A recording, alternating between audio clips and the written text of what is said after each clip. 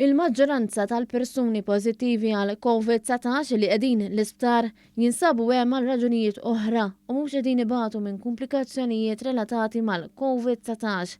Dan stqarritu s-Supretendent tas-Saħħa Pubblika l-Professur Charmaine Gawci mat-Times. Il-Professur Gawci spjegat li minħabba li l-COVID-19 fil-komunità rażieda minħabba il-varjant Omicron u aktar possibbli li meta wieħed jidħol l-isptar minħabba kundizzjoni oħra dan ikun pożittiv għal COVID-19.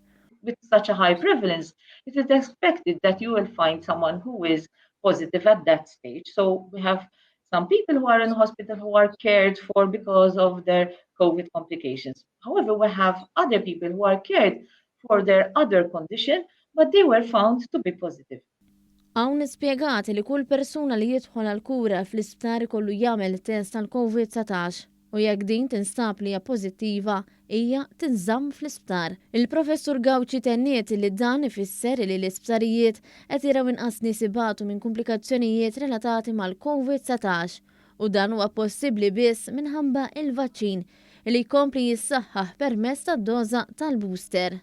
If you look at the general picture and compare it even with high numbers that we have right now and compare it to what we had previously when we did not have the vaccines, the difference is very starting.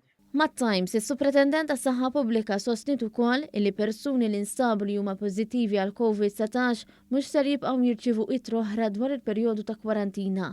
Iżda se jirċievu biss il-komunikat li huma ittestjaw fil-pożittiv għall-virus.